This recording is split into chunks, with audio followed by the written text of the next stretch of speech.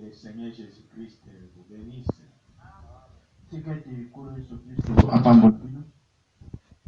Je vous salue tous dans le nom précieux de notre Seigneur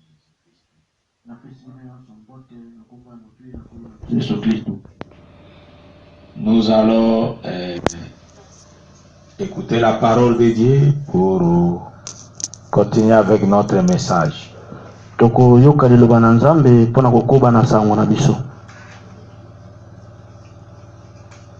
Nous allons lire dans Genèse chapitre 13. Tokotanga na buku na Genèse mokapo ya 13. Nous allons lire à partir du verset 7. Tokobana na nzela moke ya sambo. Il y querelle entre les bergers des troupeaux d'Abraham et les bergers des troupeaux de Lot. Ezalaki na koswana kati na babateli bapate na Abrahama pe babateli na pate na Lota. Les Cananéens et les Phérésiens habitaient alors dans le pays. Bato na Kanana pe bato na Phérésiens bazala kovanda na kati na mboka. Abraham a dit à Lot, Abraham alobaki na Lota, qu'il n'y ait point, je t'ai pris de dispute entre moi et toi. Ezala te na bondeli yo kowela na kati na yo na ngai, ni entre mes bergers et tes bergers. Kowela na ezala pete kati na babateli bapate na yo pe kati na babateli bapate na ngai, car nous sommes frères. Po ete tozali bandeko. Tout le pays n'est-il pas devant toi? Mboka mobimba ezali te liboso na yo? Sépare-toi donc de moi. Kabwana na ngai. Si tu vas à gauche, j'irai à droite. Soki okei na loboko ya mwasi, ngai na kokende na loboko ya mobali. Si tu vas à droite, j'irai à gauche. Soki okei na loboko ya mobali, ngai na kokende na loboko ya mwasi. Lot leva les yeux et vit toute la plaine du Jourdain. Lota atumbolaka miso pe amonaka penza libanda nyonso ya Jourdain, qui était entièrement arrosé avant que l'Éternel ait détruit Sodome et Gomorre. O ezalaki yambonano ezalaki na mai, ezalaki eloko ya kobota nani milona malamu nde arrosé wana. O ezalaki eloko ya kobota bilona malamu yambo ete kolo aboma yango, aboma Sodome pe Gomorre. C'était jusqu'à Tsoar comme un jardin de l'Éternel. Ezalaka kino na Tsoar lokola elanga na Yahweh, comme le pays d'Égypte. Lokola mboka na Égypte. Verset 11. Nzela moke azomi na moko. Lot choisit pour lui toute la plaine du Jourdain. Lota aponaka pona ye libanda mobimba ya Jourdain. Et il s'avança vers l'Orient. Pe akendaka na kotala ebimelo na tango. C'est ainsi qu'ils se séparèrent l'un de l'autre. Ezali na lolenge wana nde bakabwanaka moko na mosusu. Amen. Amen. Verset 14. Nzela moke azomi na minei. L'Éternel dit à Abraham après que Lot se fut séparé de lui. Yahweh alobaka na Abraham simana Lot akokabwana na ye. Lève les yeux et dis-lui où tu es. Regarde vers le nord. Tombola miso na yo. Tombola miso na yo. Pe ute sika ozali. Pe ute sika ozali. Tala kuna na nord. Et le midi. Pe na ngele. Vers l'Orient ebimelo na tango. Kokende na ebimelo na tango. Et l'Occident. Pe elalo na tango. Verset 15. Nzela moke azomi na mitano. Car tous les pays que tu vois, je les donne à toi et à ta postérité pour toujours. Po ete mboka nyonso oyo omoni wana napesi yo yango mpe napesi yango na bakitani na yo mpo na libela. Verset 16. Nzela moke ya zomi na motoba.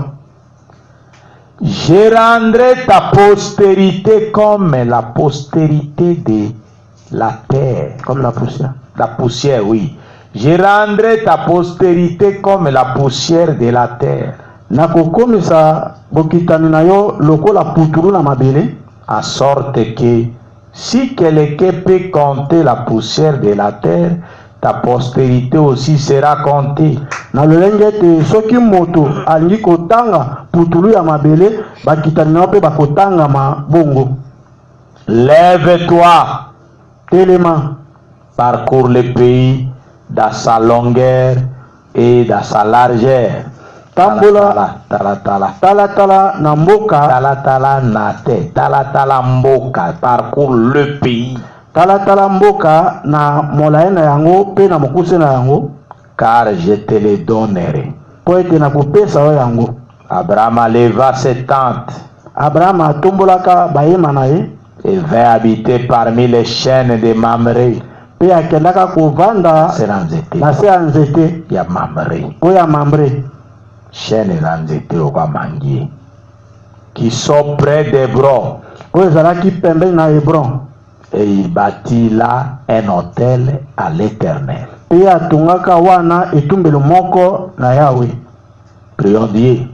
Tosambela Nzambe. Seigneur Jésus-Christ, créateur des cieux et de la terre. Kolo Yesu Kristo moke na likolo mpe na se, Nous te bénissons, nous te louons, topamboli yo mpe tokumisi yo, nous t'adorons Seigneur, tosambeli yo Kolo, parce que tu es merveilleux pour nous. po ete yo ozali malamu mpo na biso.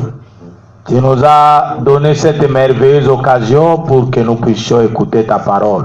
Yo opesi biso libaku kitoko oyo po ete toleka na koyoka liloba na yo. Ouais, moi, par ta présence. Pakola ngai na bozali na yo, Ouais, l'interprète par ta présence. pakola molimboli na bozali na yo, Ouais, tes enfants qui sont à la technique. pakola bana na yo bazali na tekiniki, Ouais, ma famille. pakola libota na ngai, Garde-nous dans ta présence, Seigneur. batela biso na kati na bozali na yo Kolo, Et manifeste-toi dans nos vies. mpe mimonisa na kati na bomoi na biso. Enseigne-nous ta parole. Lakisa biso liloba na yo, Mets-moi complètement de côté tianga mobimba pembeni, pour que ce ne soit pas moi qui parlerai, po ete ezala ngai te nde aleka na koloba, mais que ce soit toi qui parlerai. kasi ezala yo nde oloba. Nous te le demandons pour ta gloire. Tosengi yo mpo na nkembo na yo, Au nom du Seigneur Jésus-Christ, na kombo na Kolo Yesu Kristo, notre Dieu bien-aimé. Nzambe na biso molingami. Amen. Amen. Que Dieu bénisse encore la lecture de sa parole au nom du Seigneur Jésus-Christ. Amen. Tika ete Nzambe apambola lisusu botangi ya likomi na ye, tangi ya liloba na ye na kombo na Kolo Yesu Kristo. Amen. Ce soir, je continue avec le même message, le péché d'incrédulité. Na pokwa lelo nazali kokoba kaka na sango moko, lisumu ya kozanga kondima. Mais je vais l'aborder dans l'angle d'une prédication que Frère Branham avait apportée. Kasi na kozwa yango na lolenge ya lite ya moko oyo ndeko Branham ateyaka.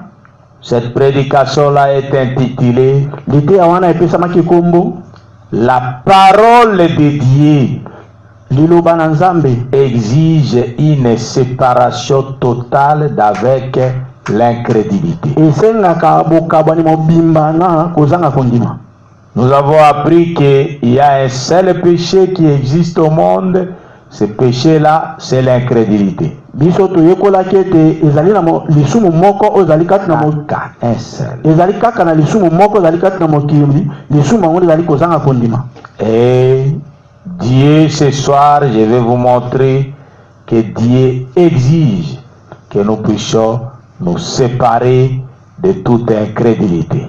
Pe Nzambe na pokwa lelo na kotalisa bino ete Nzambe ali kosenga ete toleka na kokabwana na kozanga kondima nyonso. Dieu oblige la séparation totale avec l'incrédulité. Nzambe azali kosenga kokabwana mobimba na kozanga kondima. Vous voyez comment est-ce que Abraham a été appelé par Dieu dans Genèse chapitre 12. bomoni lolenge nini Abraham abengamaka na Nzambe na kati na buku na ebandeli mokapa 12. Et quand il a été appelé par Dieu, petango ya abengamaka na Nzambe, Dieu l'a appelé seul. Nzambe abengaka ye moko. Lot n'était pas là. Lot azalaka wana te. Dieu a parlé à Abraham seul. Nzambe alobaka na Abraham ye moko. Mais Abraham, en sortant, il a pris sa femme, il a pris Lot. Kasi Abraham na kobima na ye azwaka mwasi na ye pe azwaka Lota. Ils ont commencé le chemin. Babandaka mobembo na nzela.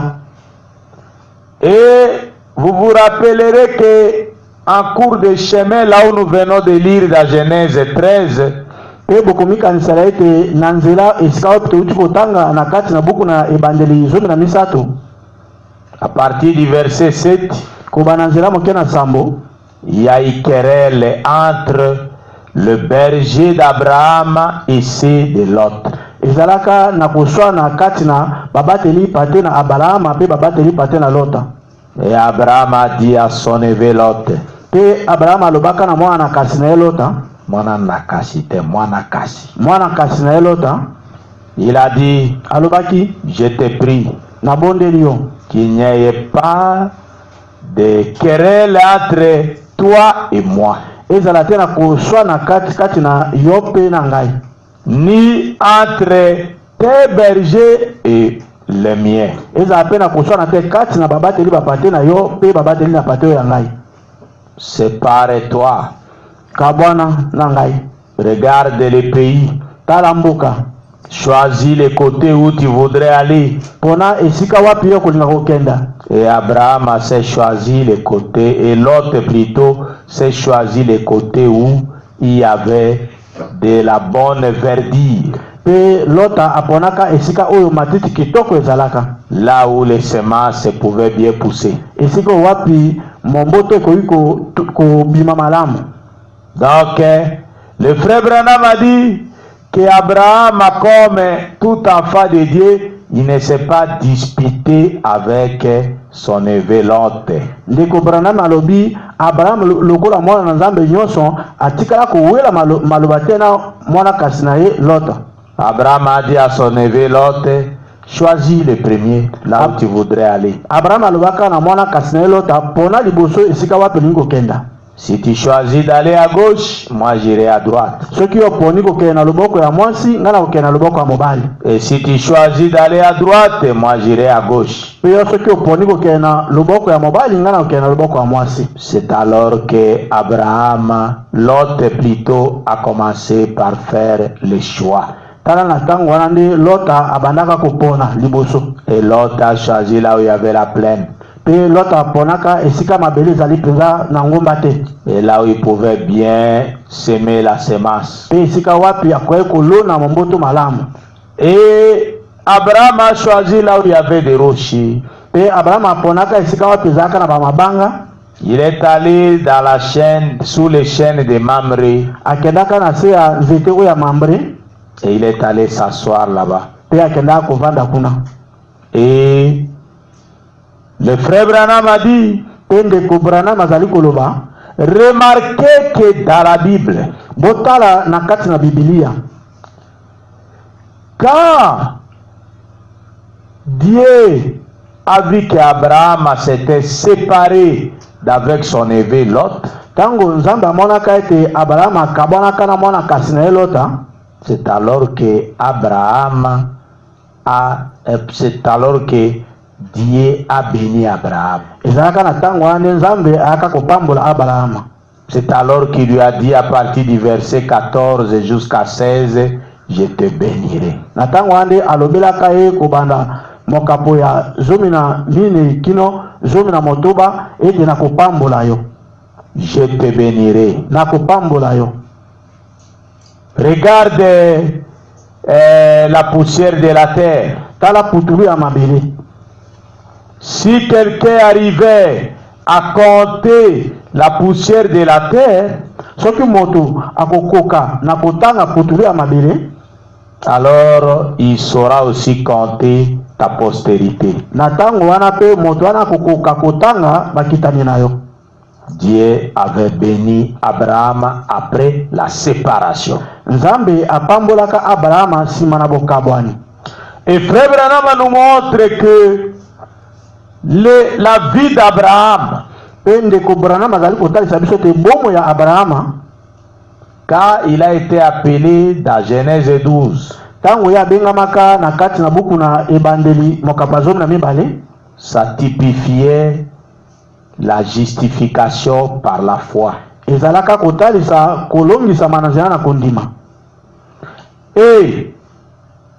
ça montrait la marche de chaque enfant de Dieu qui vient à Dieu. Et dans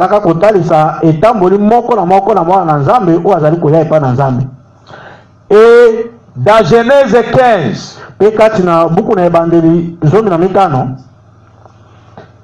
Abraham a offert le sacrifice à Dieu. Abraham a coupé les animaux en 2 morceaux. Et le sang a coulé. Frère Branham a dit, c'est à ce moment-là qu'Abraham a été sanctifié. Et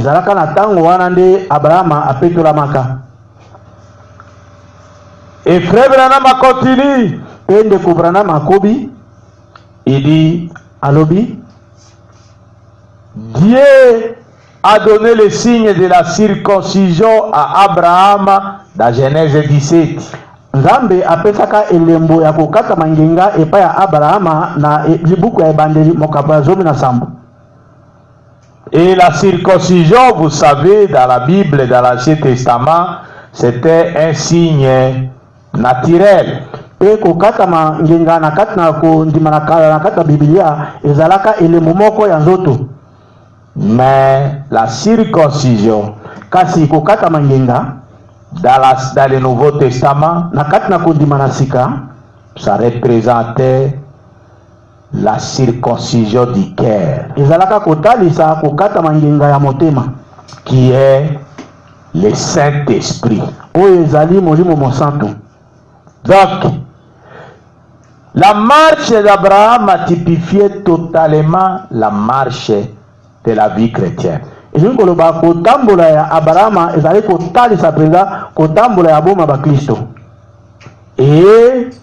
dans Genèse 18, Dieu s'est révélé à Abraham dans la chair humaine. Dans Genèse 18.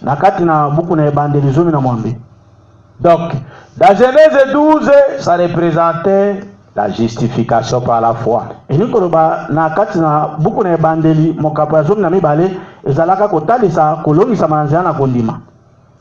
Dans Genèse 15, et la justification par la foi dans Genèse 12, ça représentait quoi? Ça représentait l'âge de l'église de Sardes avec Martin Luther.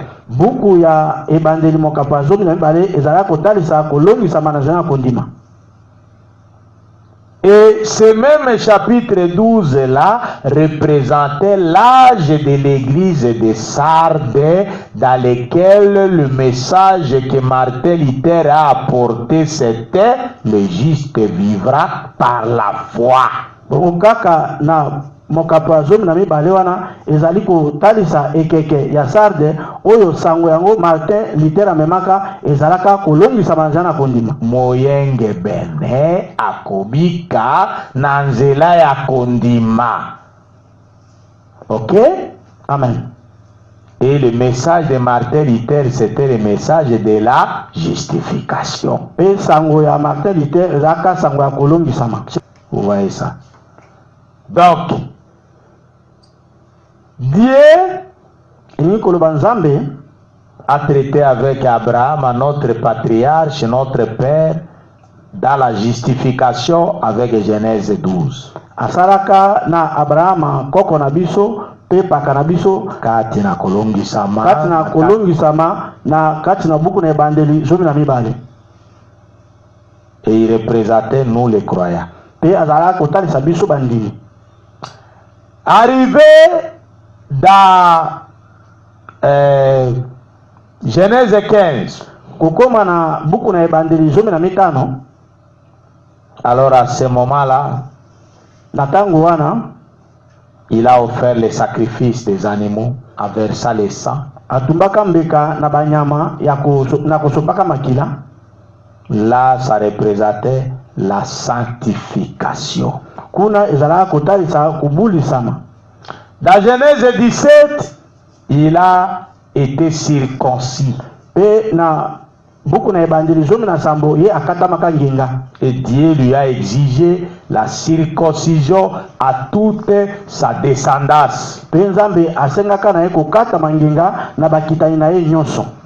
Vous voyez ça? Bomoni yango? Alors, et nous allons lire ça dans le frère Branham, dans la prédication Jéhovah Jireh, première partie. Et tukotanga yango na kati na liteya ya ndeko Branham Jéhovah Jireh eteni ya liboso. Prêcher Jéhovah Jireh, c'est-à-dire l'Éternel Dieu pourvoira aux besoins. Jéhovah Jireh ni koloba kolo Yahweh akopesa bosenga na yo. Kolo Nzambe akopesa bosenga na yo. Vous voyez ça? Omoni yango?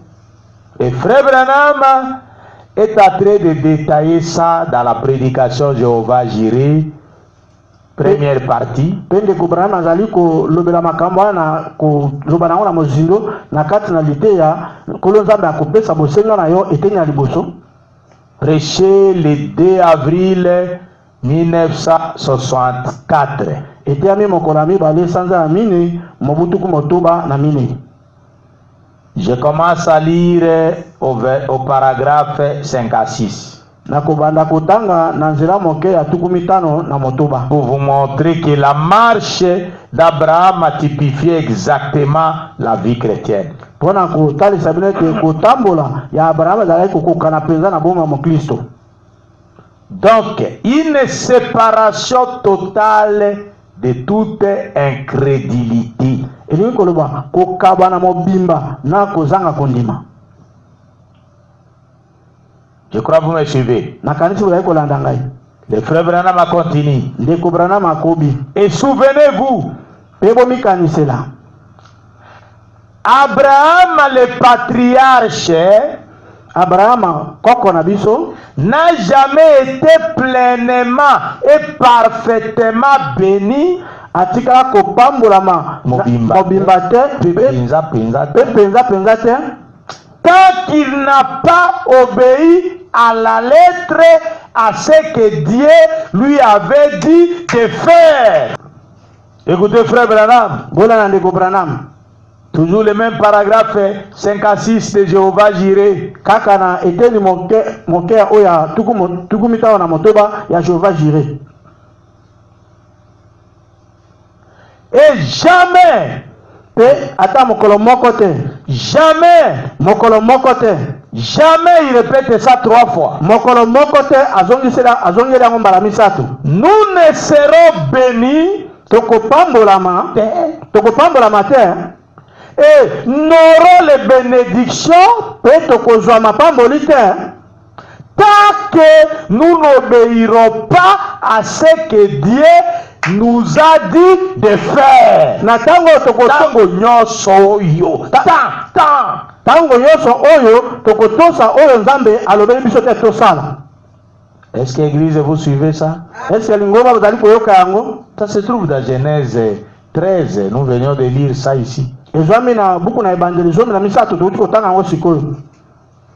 Verset 14.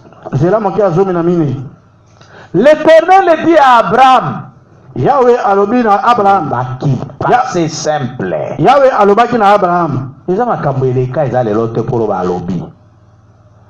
Après que Lot se fit séparer de lui, simana Lot akokabana naye, lève les yeux, tombola miso, et dis-lui où tu es, uto. Pe uto esiko yo zali, regarde vers le nord. Tala kuna na nord. et le midi, Pe tala kuna na ngele. vers l'Orient et l'Iménat. Tala ko na ibime na tango. Et l'Occident, il est Pe tala na elali na tango. 15. Zome na mitano. Car tous les pays que tu vois, Po ete mboka nyonso zali komona. je les donne à toi et à ta postérité pour toujours. Nakopesa yango epa na yo. Hein?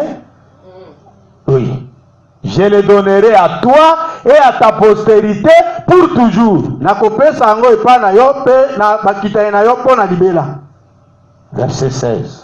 Nzela mokia zome na motoba. Je rendrai ta postérité comme la poussière de la terre. Nakokomisa bakita na yo lokola putulu ya mabele. En sorte que si quelqu'un peut compter la poussière de la terre, ta postérité aussi sera comptée. Na lolenge ete soki moto moko akoki kotanga putulu ya mabele nde na tango wana bokita na yo pe ekotangama. Vous voyez ça? Bomoni yango. Lève-toi, verset 17, parcours le pays, tala mboka.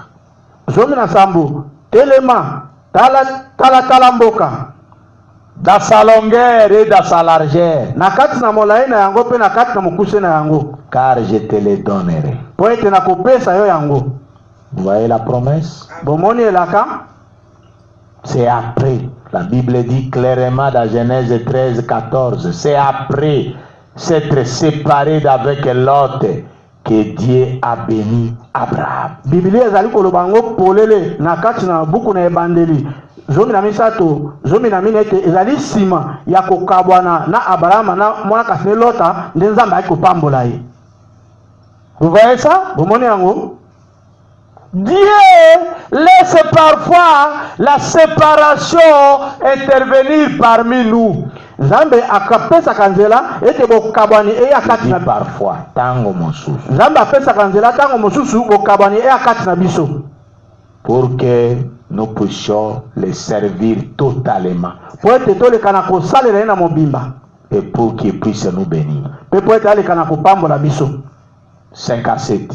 Tukumita na sambo. Une autre chose que je voudrais vous faire remarquer ici au chapitre 12, ça c'est Branham. Ezana eloko mususu oyo na lingina talisa bino awa na mokapo ya zomi na mibale wana Branham aza ekoloba.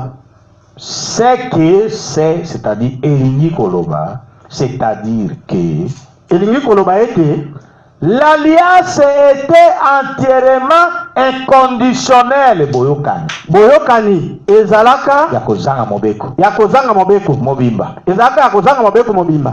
C'était sans aucune condition. Ezalaka ata na mobeko moko te. Alléluia. Amen. Moi, ngai je nazali. Je nasali. Ngai nasali. Non pas si tu ezali te soki yo les si en était exclu si elongwaki soki elongwaki na kati na elobeli na ye. Je vais vous faire comprendre ça. Na lingina soso sabina yango. Vous voyez dans Genèse, frère Branham a dit c'est dans Genèse 12. Ndeko Branham alobi ezali na kati na buku na evangelisation na mibale. Verset 1 à 2. Verset 1 à 3 même. Zera moke ya liboso kino misato. Écoutez. Boyoka. L'Éternel dit à Abraham, Yahweh alobaki na Abraham, va-t'en de ton pays bima. Bima na mboka na yo. De ta patrie. Bima na ekolo na yo. Et de la maison de ton père. Pe na ndako na tata na yo. Dans les pays que je te montrerai. Na kati na kende na kati na mboko na kolakisa yo. Verset 2. Je ferai de toi une grande nation. Et je te bénirai. Je rendrai ton nom grand. Et tu seras une source de bénédiction.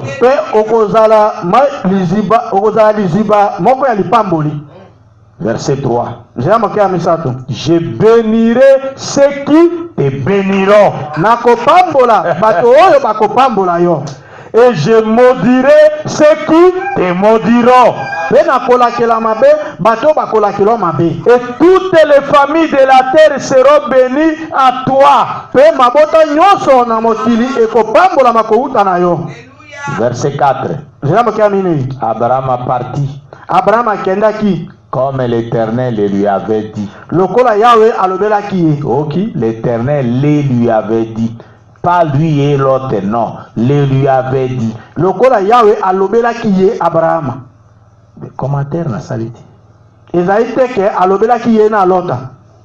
Toujours le même verset 4. Kaka nanzia mokia mine yoana. Et l'autre est parti avec lui. Et l'autre akendaka elongona ye. J'aimerais que vous écoutiez très bien, Église. L'autre n'a jamais écouté Dieu l'appeler à sortir. La personne à qui Dieu avait parlé de sortir, c'était Abraham. C'est Abraham qui avait attendu Dieu lui parler. Et l'autre, c'était un suiveur. Ce qu'on appelle les ramassis. L'autre n'a jamais écouté Dieu lui parler. Et ce sont de telles personnes qui causent les problèmes dans l'église. Il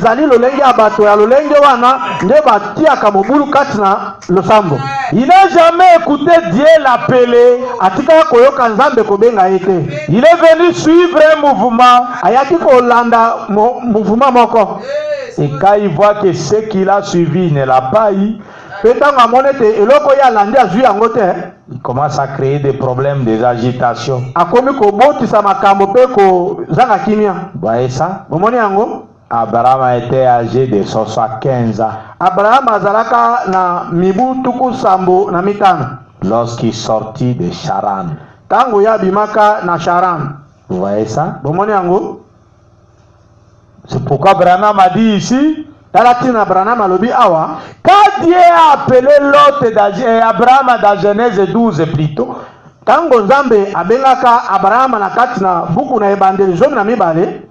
Dieu n'a pas mis de conditions si comme quand il a fait l'alliance avec Adam dans le jardin d'Éden. Nzambe atiaka mobekote lokola yakoloba soki lokola asalaka yango na kati na elanga na Eden na Adam. Vous voyez ça? Vous voyez yango? Dans le jardin d'Éden dans Genèse 3. Kuna na elanga na Eden na kati na buku na ebandeli misato. On peut voir ça. Tokoyi komona yango. Verset 3. Mais quant au fruit de l'arbre qui est au milieu du jardin, Dieu a dit, kasi na oetali mbuma na nzete oezali na katikati na elanga Nzambe alobaki, vous ne mangerez point. Bokolia yango te. Et vous n'y toucherez point. Pe bokosimba pe yango te. De peur que vous ne mouriez. Nakobanga ete boya kokufa. Te. Boya kokufa te. Vous voyez ça? Bomoni yango? C'est-à-dire, il y a eu ainsi. Ezalaki na soki moko ezalaki wana. Si vous mangez de cet arbre-là, vous allez mourir. Soki bole mbuma nzete wana bokokufa. Dieu a donné, c'est ce que Branham appelle dans les messages, Dieu a fait avec Adam et Ève une alliance conditionnelle, avec une condition. Yango nende ko Branham azali ko benga na kati na sango na tango na pokwa ete Nzambe asalaka na Adamu na Ewa boyoka ni moko zaki na mobeko. Voilà. Si tu manges les fruits de cet arbre, soki olembu mananzete oyo okokufa. Et l'homme Adam n'a pas tenu à ça. Kasi moto Adamu akebaki na makambo wana te. Non, akokaki kobatela yango te. Akokaki kobatela makambo wana te. Il est tombé avec sa femme. Akoyaka na mwasi na ye. C'est alors que Dieu est revenu recommencer l'alliance avec un autre homme qui s'appelait Abraham. Na tango wana Nzambe yaki kozongisa boyoka na mobali mosusu oyo kombo na ezalaka Abraham. Alors Dieu a dit, la première alliance que j'ai conclue avec l'homme, l'homme ne l'a pas gardée. Na bongo Nzambe alobaki boyoka na liboso oyo nasalaka na moto abatelaka yango te. Pourquoi il ne l'a pas gardée? Pona nini moto abatelaka yango te? Parce qu'il y a eu une condition. Po ete mobeko moko ezalaka wana. Mais maintenant, cette fois-ci, kasi sikoyo na tango oyo, moi Dieu, ngai Nzambe, je vais épargner l'homme de cette condition-là. Na kolongola mobeko wana liboso na moto. J'appelle l'homme tel qu'il est. Na kobenga ka moto ndenge azali. C'est moi qui prends les prérogatives de faire chaque chose. Ngai nde na kozwa bokonzi ya kosala makambo nyonso. Tout ce que je vais lui demander, c'est seulement de croire à ce que moi je lui dirai. Nyonso na kosenga na ezaka te ye moto wana andima nyonso na koyebisa ye. C'est ainsi que quand Dieu a parlé à Abraham dans Genèse 13, tango 12, tango Nzambe a solaka na Abraham kuna na buku na ebandeli zomi na mibale, il lui a dit, sors de ta patrie, sors de la maison de ton père. Alobaka na ye bima na kati na mboka na yo, bima na ndako na tata na yo. Je te bénirai. Na kopambola yo. C'est vrai. Je rendrai ton nom grand. Na koyeisa kombo na yo munene. Il n'y a pas un si là-bas. Ezali na soki moko wana te. Il n'y a pas une condition là-bas. Ezali na mobeko moko ezali wana te. Dieu a décidé Nzambe moko azwaki mokano de sauver Abraham. ya kobikisa Abraham. Ça que Abraham puisse le mériter. Kozanga ete Abraham azwa mbano wana. Azwa makoki na ya kozwa likambo yango. Kozanga ete Abraham azwa makoki ya kozwa likambo wana. Donc azana makoki po azwa likambo yango, non. Kozanga ete Abraham azwa makoki po azwa likambo yango te. Ça ne dépend pas de ses forces. Ezalaki te kotala makasi ya Abraham. Ça ne dépendait pas de ses efforts. Ezalaki pe te kotala makasi na ye. Ça dépendait de la grâce de Dieu. Ezalaki kotalela kaka ngolu na Nzambe. Vous voyez ça? Bomoni yango. Je continue à lire le paragraphe 5 à 7. Naiko koba kotanga nzela moke ya tukumi ta na sambo. Frère Branham a dit, Ndeko Branham alobi, c'était sans aucune condition. ezalaka ata na mobeko moko te. Moi je. Ngai nako. Non, ngai nazui. Ngai nazui. Bien na sali. Ngai na sali. Note pas si tu. Ezali te soki yo. Les si en était exclu. Soki elongwaki na kati. Moi, je l'ai déjà accompli. Moi, Dieu. Ngai Nzambe na seko kokisa yango. Il a donné l'alliance à Abraham sans condition. Nzambe apesaka boyoka na Abraham kozanga mobeko. Amen. Vous suivez ça? Bozali kolanda yango. Paragraphe 58. Nzela mokia kotanga tukumi tano na mwambi. Maintenant, il revient à ce que je venais de dire. Sikuwa zongela o na utai koloba. Toujours Jéhovah Jireh, première partie. Kaka analite ya Jéhovah Jireh ete na liboso. Prêché le 2 avril 64. Ete ami mokolo mibale sanza amine mobutuku motoba na mine.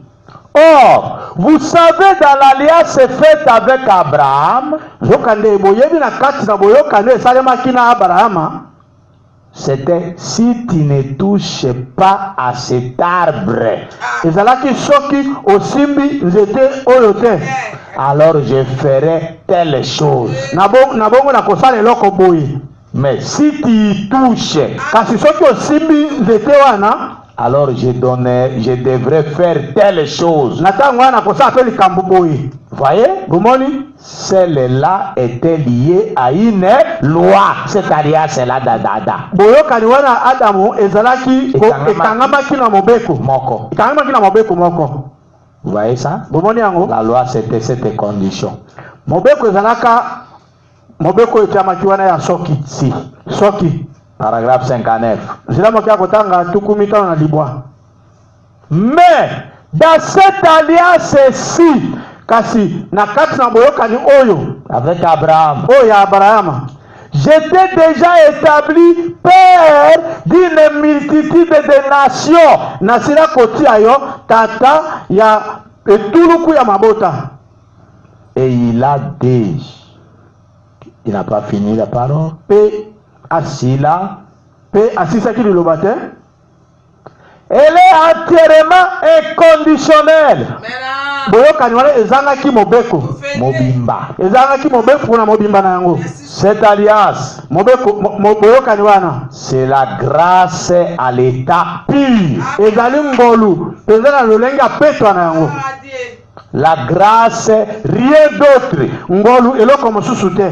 La seule chose qu'ils avaient à faire Eloko moko bazalika ya kosala pour que cette alliance reste en vigueur, c'était de rester et de demeurer dans le pays.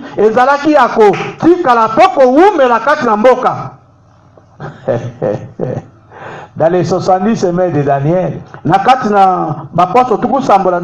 Frère Branham a dit, notre pays, c'est la parole de Dieu. Nous devons rester toujours dans la parole pour que nous soyons bénis. Quand Abraham a quitté à cause de la famine pour aller à Guérard dans Genèse 20,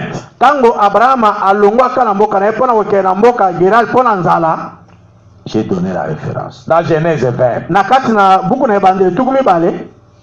la Bible dit qu'il a eu des ennuis là-bas. Sa femme Sarah, qui était déjà à plus de 65 ans d'âge,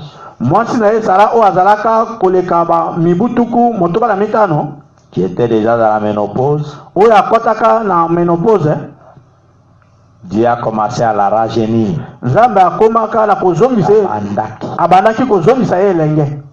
Et le roi Abimelech de Guérard a convoité Sarah. Et il a demandé à Abraham de qui est cette femme. Abraham a dit, c'est ma sœur. C'est pas ma femme. Il a menti. Parce qu'il était sorti de sa patrie qui représentait la parole. Amen. Vous voyez ça? Mais la grâce de Dieu était toujours sur Abraham, bien qu'Abraham a rétrogradé.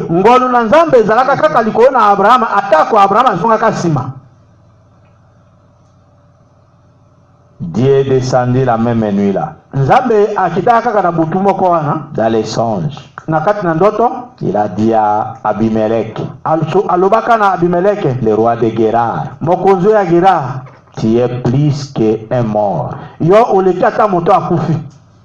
La femme que tu as prise, c'est la femme de mon serviteur. Remets-la. Et que mon serviteur prie pour toi et pour tout ton royaume.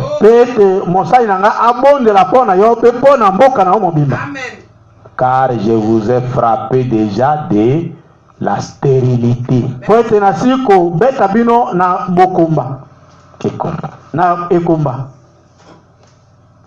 Branham a dit, c'est parce qu'Abraham était serviteur de Dieu.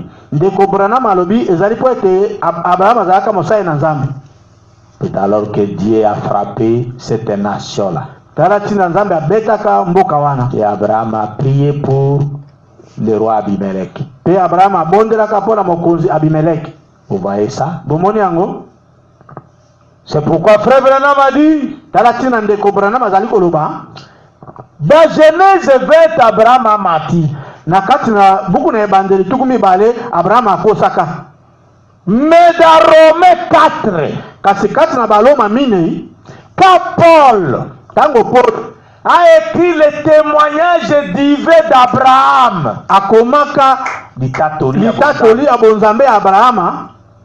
Paul a fermé les yeux aux erreurs d'Abraham. Paul a dit, Abraham ne douta pas par incrédulité à la parole de Dieu. Mais il y croyait à ce qui n'était pas, les choses qui n'étaient pas comme si elles étaient. Kasi azalaki kondima na makambo ezali komonana te lokola makambo yango ezali. C'est pourquoi Frère Branham a dit, Tala tina ndeko Branham alobi, quand une personne est sainte devant Dieu, tango moto moko azali mosantu liboso na Nzambe, elle peut commettre des erreurs. akoki kosala mabunga. Mais quand Dieu écrit le témoignage de cette personne-là, Kasi tango Nzambe abandi kokoma litatoli ya moto wana, Dieu ne va pas regarder à ses erreurs. Nzambe akotala mabunga na ye te. Dieu va écrire des bons côtés de la personne. Nzambe akokoma ngambo ya malamu ya moto wana. C'est pourquoi Frère Branham a dit, Tala tina ndeko Branham alobi, un véritable chrétien mokristo oyo ya solo ne peut pas prêter l'oreille au mensonge du diable contre un frère ou contre une sœur. akoki te kotia litoi na koyoka lokuta ya zabulu kotelemela ndeko mobali moko to kotelemela ndeko mwasi moko. Frère Branham a dit, ça c'est de l'acide sulfurique que le diable amène dans l'église pour détruire l'église. Ndeko Branham abi wana ezali acide sulfurique nde zabulu azali komema wakati na lingomba mpona kopanza lingomba. Il est dit dans la prédication un super sens. Elobami na kati na lite ya elembo ya likolo. Vous savez pas. Tel frère a dit, hein? Boyebi te ndeko mobali oyo alobaki, Vous ne savez pas, telle sœur a fait, hein? boyoki te ndeko mwasi asalaki.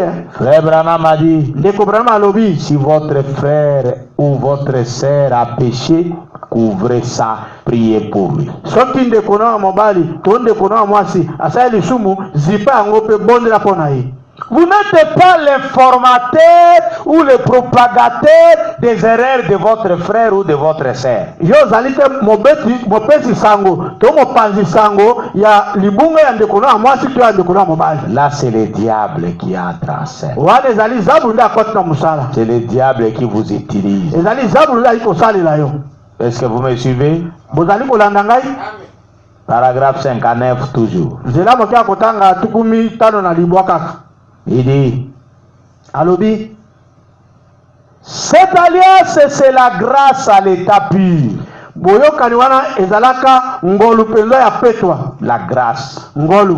rien d'autre. Eloko mususu te. La seule chose qu'ils avaient à faire Eloko moko bazalaki nango ya kosala pour que cette alliance reste en vigueur, po ete boyokani wana etikala mpenza na makasi na yango, c'était de rester et de demeurer dans le pays. ezalaka ya kotikala mpe kowumela kati na mboka. Alors toutes les bénédictions rattachées à l'alliance les accompagnaient. Na bongo mapamboli nyonso oyo ekangamaka na boyokani ezali kolanda bango.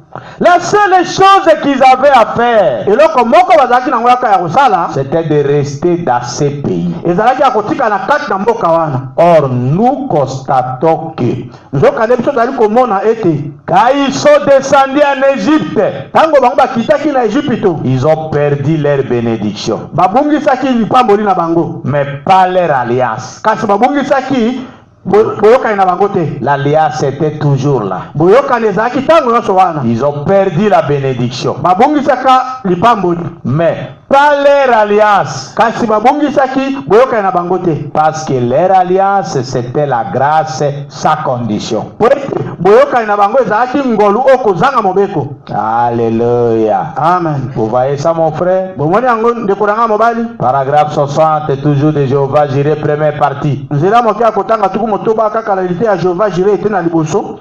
Et dans Exode au chapitre 19, Pe na kati na buku na bobimi mokapa zomi na libwa, Israël a fait une des pires gaffes qu'il ait jamais faites. Israël asalaka mabe o makasi oyo batikaka kosala yango te. Quand il a refusé la grâce, Tango bango baboyaki ngolu. Israël, Tango Israël boyaki ngolu. la Genèse 19, Na kati na buku na ebandeli zomi na libwa. et qu'il a accepté la loi. Pe ye andimaka mobeko. Vous voyez ça? Bomoni yango. Regardez ce que la grâce avait accompli. Botala oyo ngolu esalaka. La grâce leur avait fourni un libérateur. Ngolu ebopesaka bango mokangoli moko. Leur avait fourni un prophète. Ngolu epesaka bango mosakoli moko. avec une colonne de feu pour le confirmer. Nali konza moto moko pona kondimisa yango. Ye Pona kondimisa ye. mosakoli. Pona kondimisa mosakoli wana. Avec une parole confirmée. Nali loba o endimisa maki. Il y avait l'agneau du sacrifice. Ezalaka na mwana pate ya mbeka. La grâce leur avait donné un grand réveil. Ngolu epesaka bango bolamuki monene.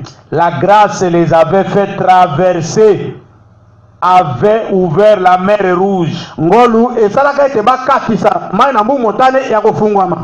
La leur avait fait traverser. Ngolu ekatisaka bango mai na mbu motane. Les avait délivrés par des signes et des prodiges. Ngolu ekangolaka bango na bikamuseli pe na bikamus. Tout cela par la grâce. Mais ils voulaient quelque chose qui leur permettrait à eux-mêmes de se faire un grand nom.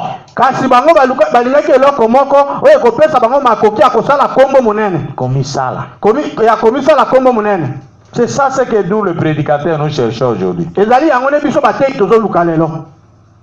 Dieu vous a appelé à prêcher pour que vous soyez en contact avec ce Dieu-là.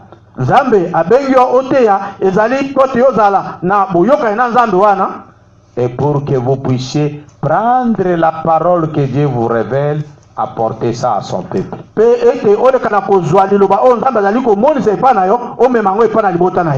Et tourner les regards du peuple vers Jésus. Comme Israël devrait regarder au serpent d'airain dans le désert. Quand ils étaient mordus par les serpents. Et qu'ils étaient malades et qu'ils étaient devenus mourants. Alors ils devraient regarder au serpent que Moïse avait fabriqué. Et quand Jésus est venu sur la terre, dans Jean chapitre 3, verset 16, il dit, Dieu a tant aimé le monde qu'il a envoyé son Fils unique, afin que quiconque croit à lui ne puisse pas périr, mais qu'il ait la vie éternelle. Et il dit, comme Moïse a élevé le serpent d'airain dans le désert, comme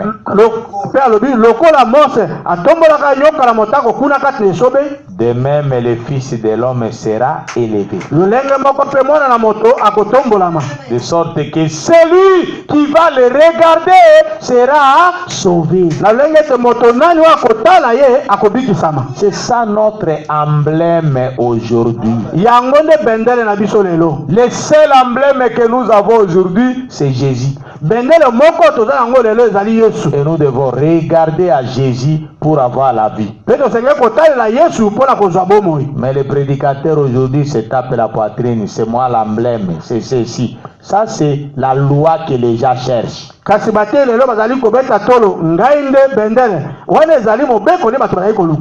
cherchent à se faire un grand nom. Comme le frère Branham dit ça ici.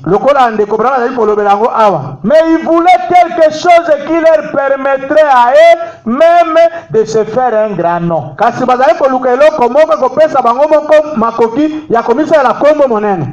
Paragraphe 61. Or ça, c'est bien les gens d'aujourd'hui. Oh,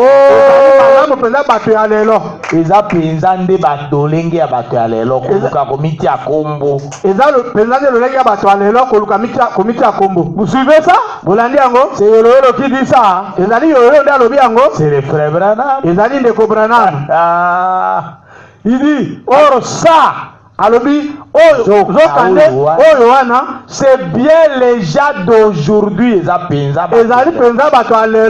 C'est exactement la même chose. Il faut qu'il,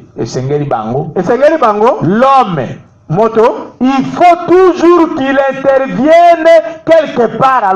Toujours yepe asala mo eloko moko na kati ya programme na Nzambi. Amen. Laisse Dieu faire son œuvre. tika nzambe asala mosala na ye. Vous voyez ça? Bomoni yango? Et c'est là qu'Israël a fait sa grande erreur. Ezalaki wana nde Israël asalaki libunga na ye ya monene. Quand il a rejeté la grâce et qu'au lieu de cela, il a pris la loi. Na tango ya bwakaka ngolu na esika na ngolu ye azwaka mobeko. Et mais quand même l'alliance qu'il avait faite avec eux restait toujours inconditionnelle. Kasi ata bongo atako bongo mobeko boyokani oyo asalaka na bango ezalaka ya kozanga etikala kaka ya kozanga mobeko. Etikala kaka ya kozanga mobeko. C'est encore la même chose aujourd'hui, nous le constatons. Ezali kaka lolenge moko lisusu. Ezali lisusu lolenge moko lelo biso zali komona yango. Paragraphe 70. Nzela mokia kotanga tuku motoba na mibale. Abraham alors après que ces conditions lui ont été dictées, c'est après que ces conditions lui ont été dictées. Après que Sima na mobeko wana kopesa maipa na ye. Il sait mobeko te ma nini malako wana. Sima na malako wana kopesa maipa na ye. Il s'est mis en route à avancer. Donc nous voyons qu'il est parti. Paragraphe 63. C'est là où je voudrais en arriver. Et au chapitre 13,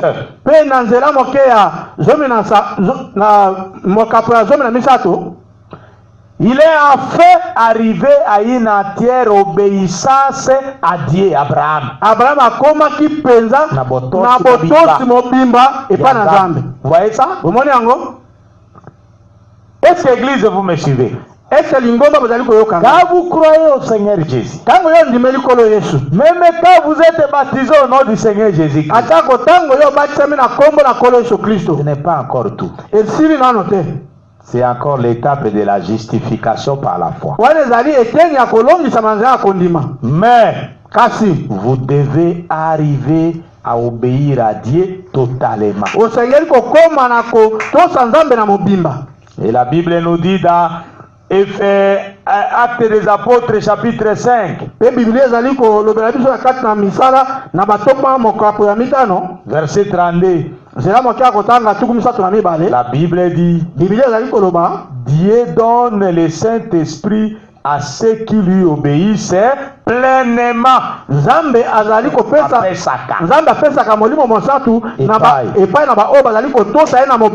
Alléluia. Amen. Paragraphe 32. Verset 32.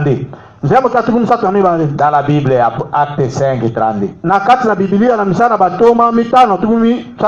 Nous sommes témoins de ces choses. De même que le Saint-Esprit que Dieu a donné à ceux qui lui obéissent.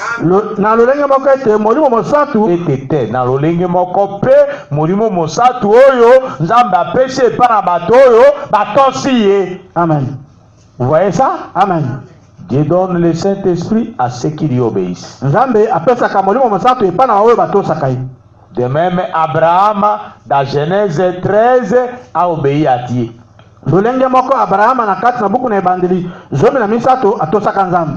C'est alors que Dieu l'a béni. Vous voyez ça, église? Et je continue à lire le paragraphe 63, toujours de Jéhovah Jireh, première partie.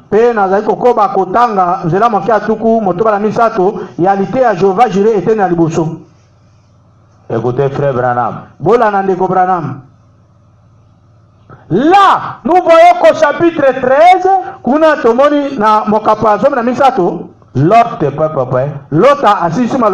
au début, il avait son père avec lui, Abraham. Et le vieillard a toujours été un peu un obstacle. Et il avait essayé d'amener un groupe de gens qui traînaient avec lui.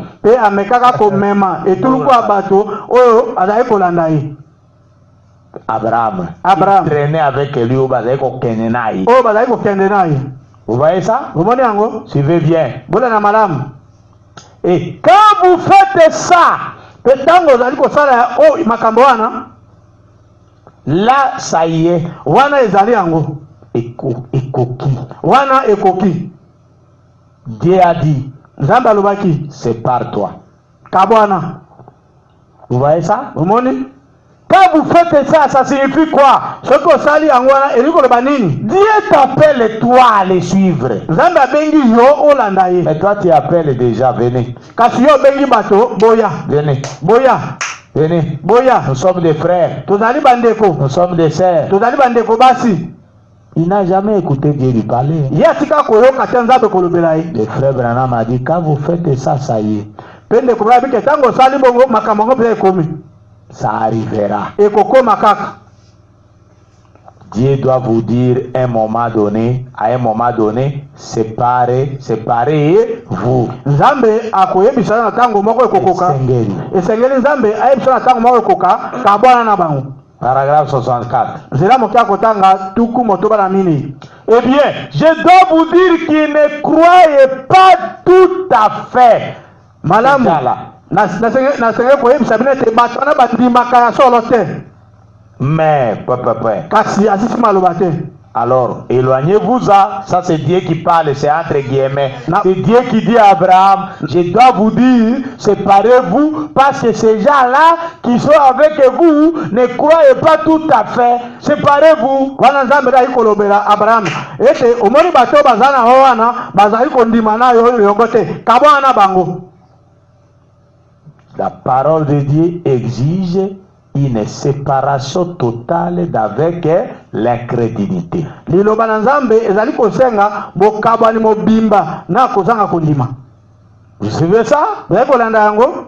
Alors, éloignez-vous-en. Na bongo bokabo kena mosika na yango. C'est la seule chose à faire. Tenez-vous loin de ça. Ezali eloko moko akosala. Telema mosika na yango. Paragraphe 65. Zela mokia kotanga tuku motoba na mitano. Et alors, na bongo, le vieillard finalement, après qu'il l'a enterré, mobange simala bango ko kundaye. Alors c'est l'autre qui est devenu le chevet dans les petits pains. Wana ezalaki lotande le chevet pardon suki. Lotande akomaki suki na kati na biloko. Voyez non? Omoni? Quand il y a un chevet qui tombe dans la nourriture, ça vous met mal à l'aise. Tango suki moko ekwe na kati na biloko akolia, ekozaki sao kimia. C'est ça le terme que l'adage que frère Branham utilise ici. Yango nde elobeli onde ko prama saleli awa. L'autre était devenu un chevet dans les petits pains. Lota akomaka suki moko na kati na biloko akolia. C'est-à-dire un dérangement. Quand quelqu'un ne croit pas la parole de Dieu, il n'est pas converti, il sera toujours un dérangement dans l'église. Tango moto moko ekondima iloba nzambe te pe azali kondima abongoli motema te akozala litungisi tango nyonso akozala tango nyonso litungisi na kati na lingomba. C'est lui qui provoquera toujours des problèmes. C'est lui qui provoquera toujours des soulèvements. C'est un lot. Un incroyant. Il s'était faufilé parmi nous. Il faut se séparer de lui. Vous voyez ça? Comme on dit. Le chevet dans les petits pains, comme on dit. Nous voyons qu'il s'est mis à murmurer l'autre.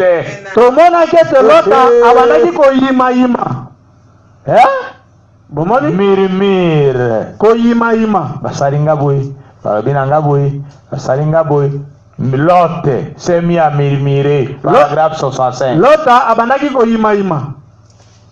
Tous les deux s'étaient enrichis. Et ils avaient des biens considérables. Et Abraham et Lot. Et nous voyons que l'autre là, il s'est mis à se quereller.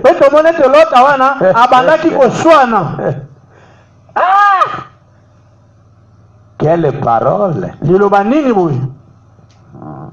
la nourriture spirituelle au temps convenable. Liloba bilia ya molimo na tango ebongisami. Vous voyez ça? Vous moni yango?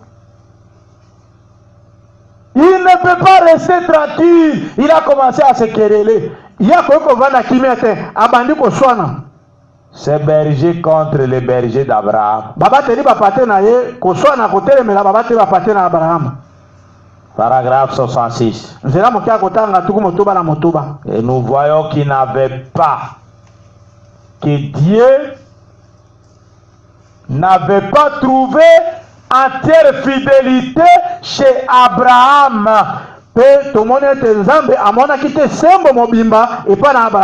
Pour ce qui est d'obéir à ce qui lui avait été dit de faire. Quoi? Faire quoi? Deux points. Se séparer complètement de toute sa parenté.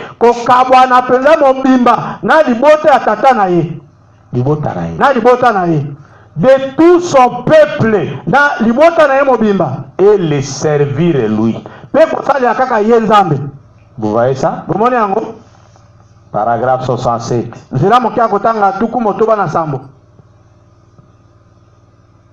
Nous voyons donc que Dieu avait parlé à Abraham au lieu où était l'autel.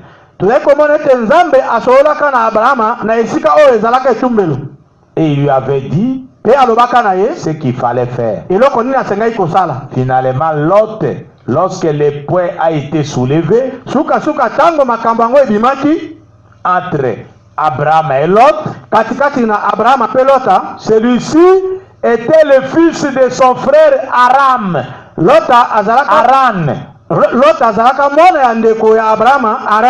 Et il Bango, il au pluriel. Donc c'était son neveu. Et finalement il a dit alors nous sommes frères. Qu'il n'y ait pas de querelle entre nous. Maintenant toi, si tu vas à l'est, j'irai à l'ouest. Et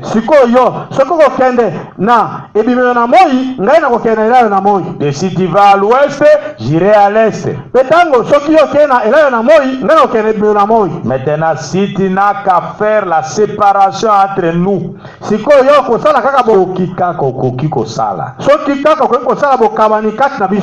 et nous ne il y a suffisamment d'espace ici pour nous tous. Et tu n'as qu'à partir. Tu n'as qu'à faire ton choix. Or ça, c'était l'esprit chrétien véritable à Abraham.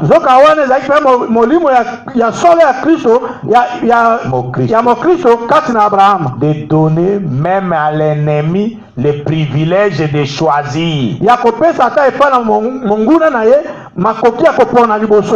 Donc, il l'a laissé prendre le chemin qu'il voulait. Paragraphe 68. Et l'autre, comme tant déjà aujourd'hui, a vu la possibilité qui s'offrait à lui. S'il pouvait déroger à cette rigidité des principes.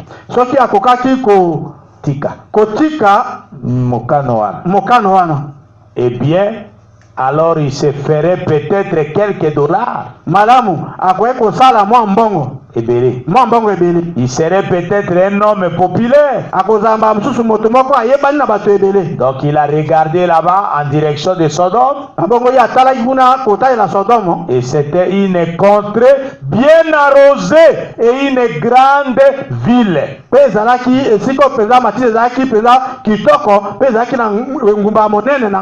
Où s'était développée une importante industrie de sel.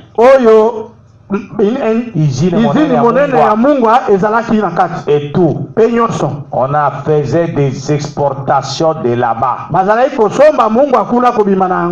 Et puis en plus, là-bas, les mondanités ne manquaient pas. kuna mokili ezanga kite. Des femmes toutes maquillées à la Jézabel. Basi o batiaki balangi lokola Jézabel. Vous voyez ça? Bomoni yango. Et tout. Pe nyonso. On se payait vraiment du bon temps. Bazalaki ko sa pela bisengo. Son épouse aussi était un peu de même avis, en effet, l'épouse de l'autre. Nous voyons qu'après qu'il est devenu maire là-bas, maire est Mokonzi à ville, maire de la ville, Mamate. Elle, ça lui plaisait bien, la femme de l'autre se plaisait, se réjouissait de ça. Le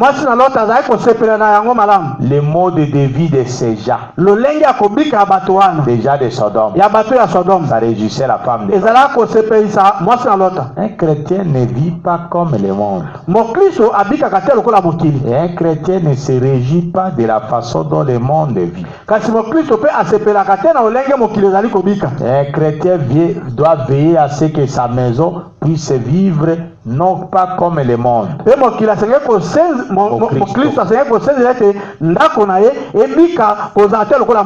Vous voyez ça? Et il dit, c'est tout ce qu'il vous faut faire. Être mêlé à quelque chose. Vous voyez? Paragraphe 69. Dieu, lui, il veut que vous vous sépariez.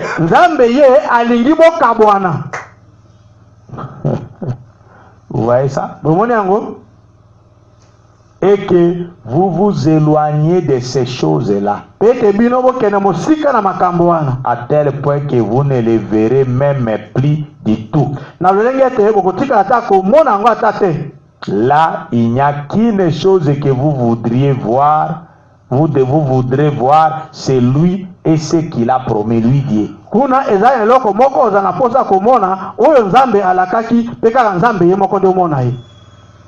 Vous voyez ça? Paragraphe 70.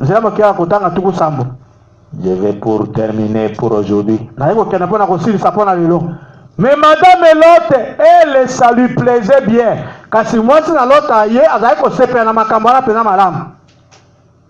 Et sans doute qu'elle a dit quelque chose comme, mon chéri, j'arrive de là-bas. Kozanga tembe te.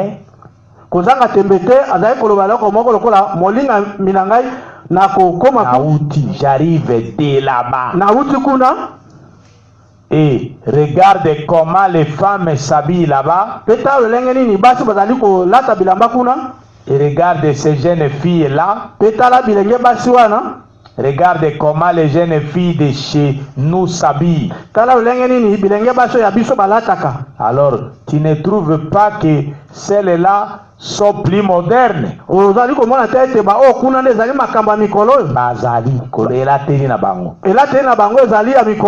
oh là là, si on ne s'est pas retrouvé encore dans une autre Sodome maintenant là. Oh là là,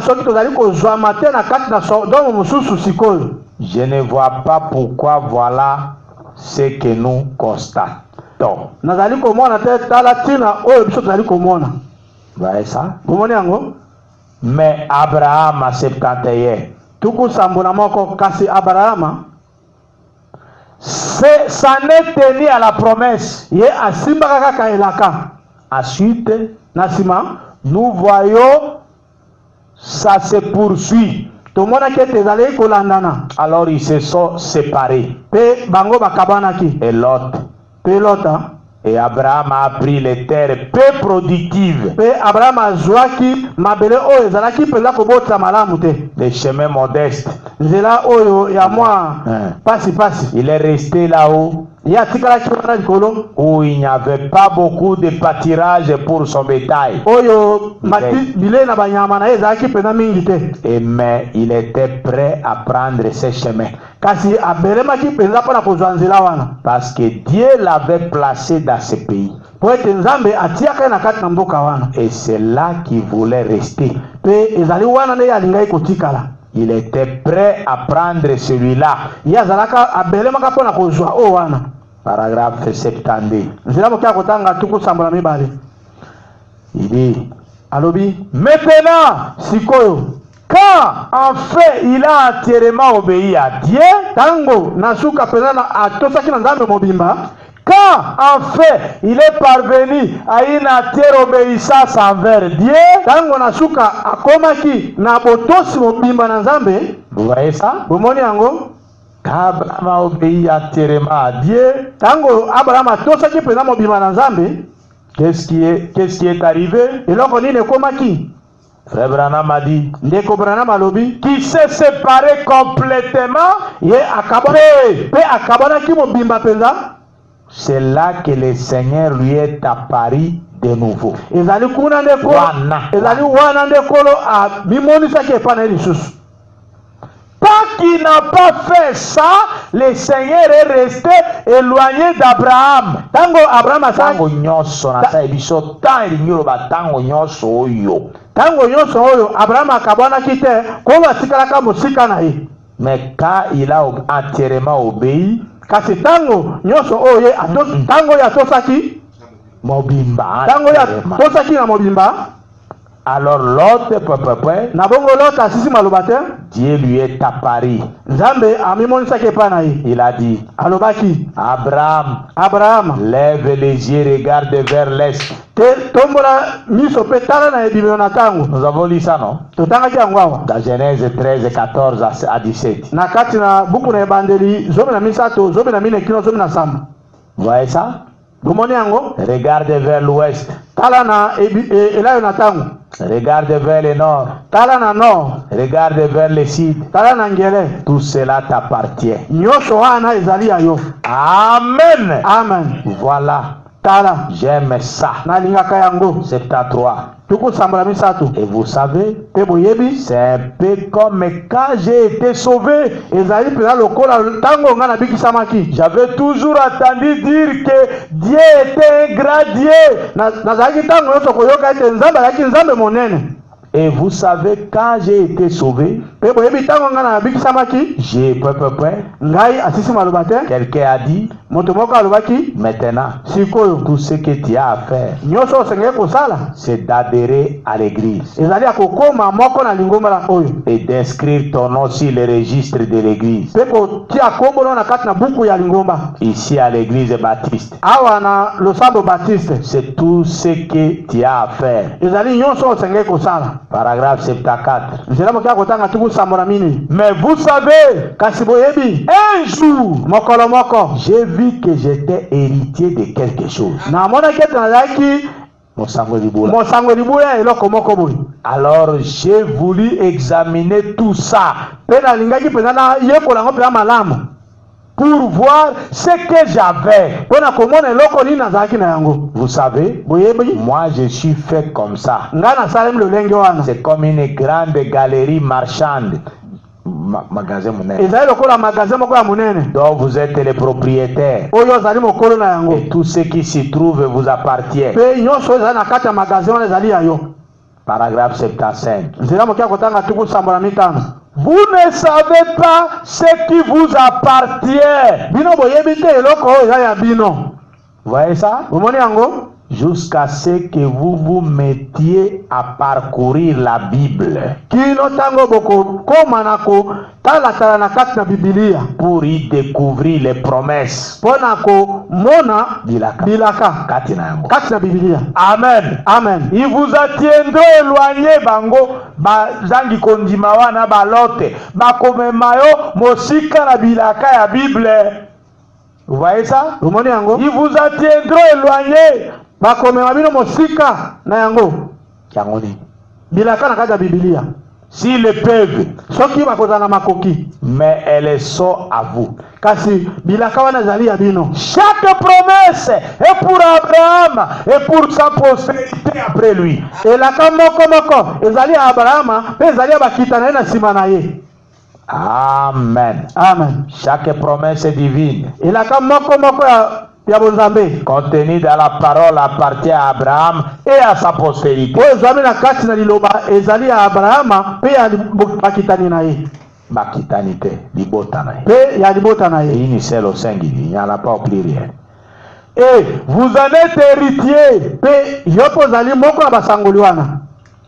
Un héritier, oh là là, Masangoli libula, oh là là. j'aime examiner ça. Ngana lingaka pela ko yekola yango. Et j'aime parcourir la Bible pour voir ce qui m'appartient. Pela lingaka ko yekola Biblia pona mona o zali yangai. C'est ce que devrait faire chaque descendant d'Abraham. Yango nde senge ko sala moko na moko ya Mokita. mokitani ya Abraham. Une fois que vous êtes né de nouveau, Mbala moko yo botami.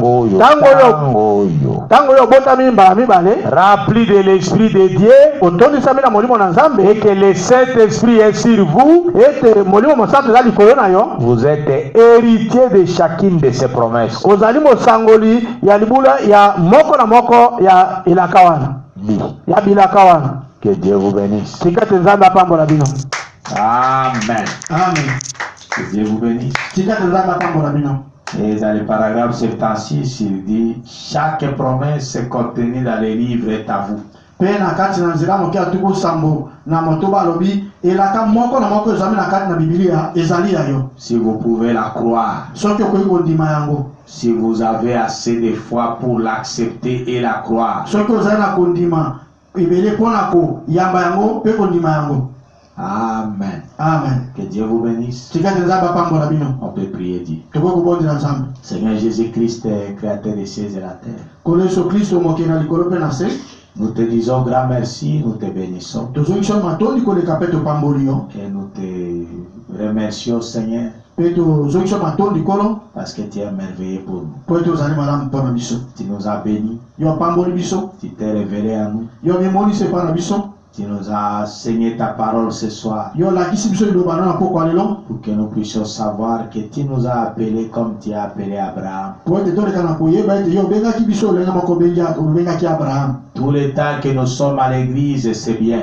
Ntango nyonso tozwami kati na losambo ezali malamu. Mais toi, tu nous exiges de nous séparer de toute incrédulité. Kasi yo ozali kosenga biso tokabwana na bozali kondima nyonso. Et l'incrédulité, c'est le fait de ne pas croire à ta parole. Mpe kozanga kondima ezali koboya kondima liloba na yo. Et aussi longtemps que nous serons incrédules, nous ne pouvons jamais hériter de tes promesses. Mpe ntango nyonso biso tokozala bazali kondima tokotika te kosangola libula ya bilaka na yo. Fais-nous grâce, Seigneur, Sala biso ngo lukolo de reconnaître notre position dans ta parole, ya kososola esika na biso kati na liloba na yo. et que nous puissions nous séparer totalement de toute incrédulité. Mpe toleka na kokabwana mobimba na kozanga kondima. Nous te le demandons pour ta gloire. Tosengi yo mpe mpo na kondima na yo, mpo na nkembo na yo. Enlève tout esprit de dispute et de querelle du milieu de nous. Longola milimo nyonso ya kowelana mpe ya koswana kati na biso. Que nous puissions rester humbles, Toleka na kotikala na komikitisa doux, na bopolo aimables, mpe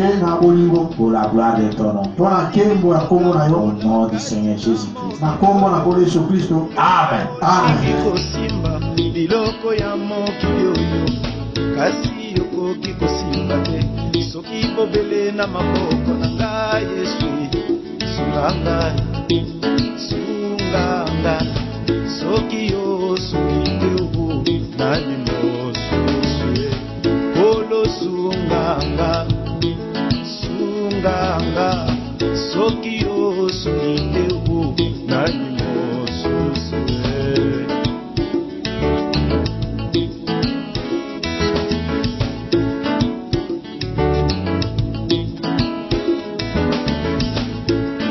namoni bilenge o Nzambe mpe miango minene na mitema bio nkolo ngai namoni etumba eyei makasi ngai nakosenga maboko yo pesi ngai ntango yo pesi ngai tika ngai nalanda yo Yesu sunga ngai